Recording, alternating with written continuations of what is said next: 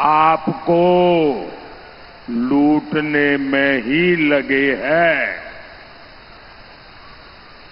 ये अपने वारिसों के लिए बंगले बना रहे हैं, महल बना रहे हैं, तो मोदी भी तो कम नहीं है।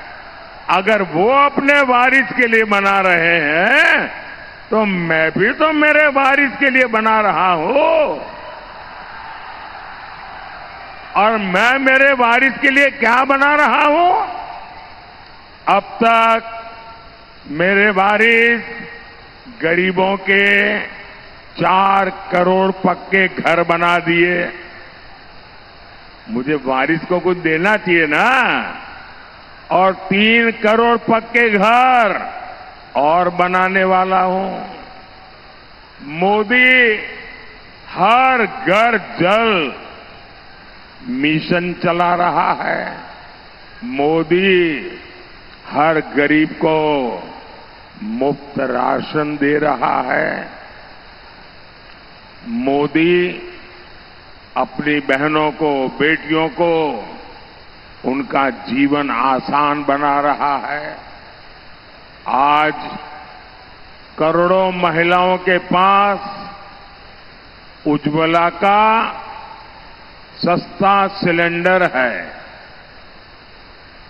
आज हर गर्भवती महिला को 6,000 रुपये की मदद मिलती है ताकि उसके पोषण में कमी ना रहे।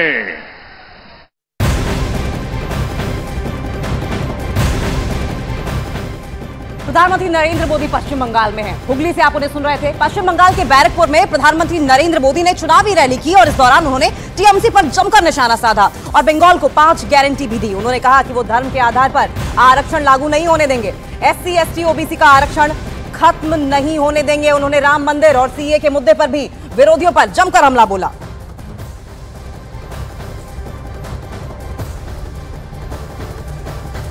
डंके की चोट पर बंगाल को 5 गारंटी दे रहा हूं।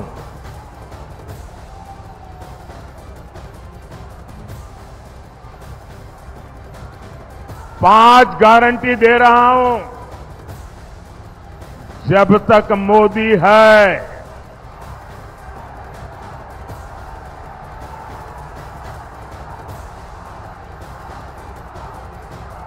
धर्म के आधार पर आरक्षण नहीं दिया जाएगा। दूसरी गारंटी, जब तक मोदी है SC, ST, OBC का आरक्षण कोई खत्म नहीं कर पाएगा। तीसरी गारंटी, जब तक मोदी है रामनवमी मनाने से, भगवान राम की पूजा से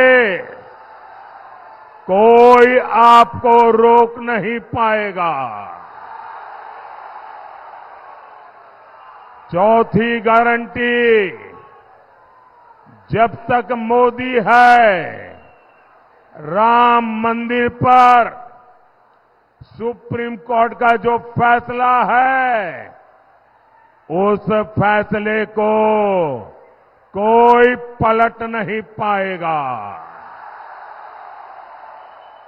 और पांचवी गारंटी, जब तक मोदी है CAA कानून को भी कोई रद्द नहीं कर पाएगा।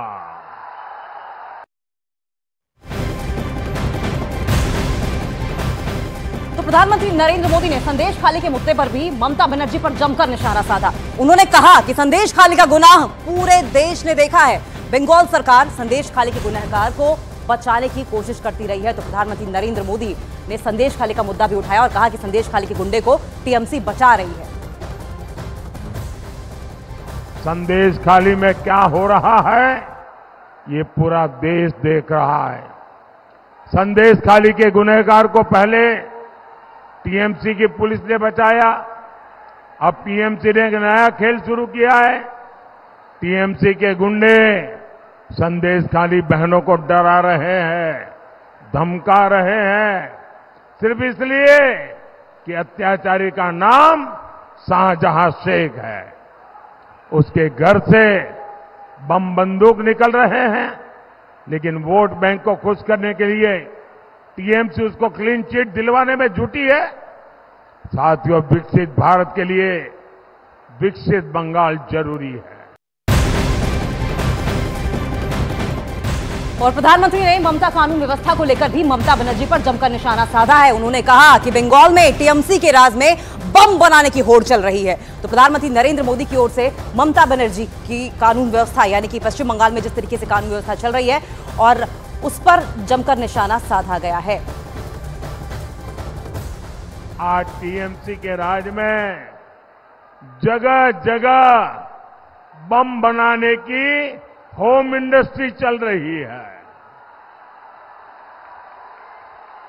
एक समय था जब बंगाल घुसपैठियों के खिलाफ क्रांति किया करता था, लेकिन आज टीएमसी के संरक्षण में यहां घुसपैठिए फल फूल रहे हैं। साथियों, आज स्थिति ये है कि बंगाल में अपनी आस्था का पालन करना भी गुनाह हो गया है। बंगाल में टीएमसी सरकार राम का नाम नहीं लेने देती। जय श्री राम, जय श्री राम, जय श्री राम। बंगाल में टीएमसी ये सरकार रामनवमी नहीं मनाने देती। ये जो नोटों के पहाड़ निकल रहे हैं, इन पहाड़ के मालिकों को छोड़ा नहीं जाएगा।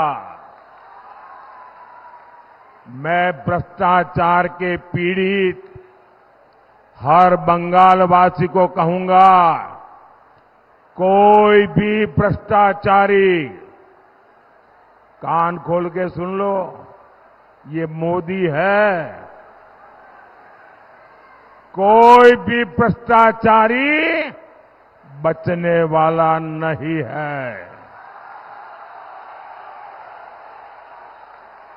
और देखिए, ये जो करोड़ों रुपए इनसे बरामद हो रहे हैं, ये पीड़ितों को वापस कैसे मिले, मोदी इसके लिए भी कानूनी रास्ता खोज रहा है।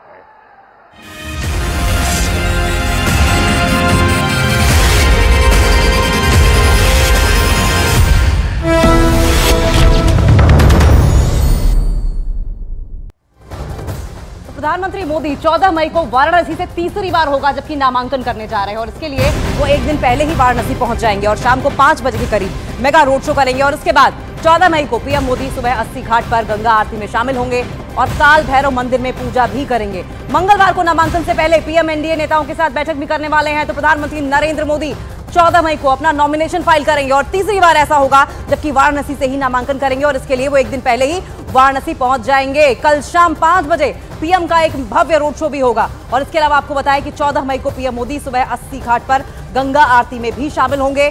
काल भैरव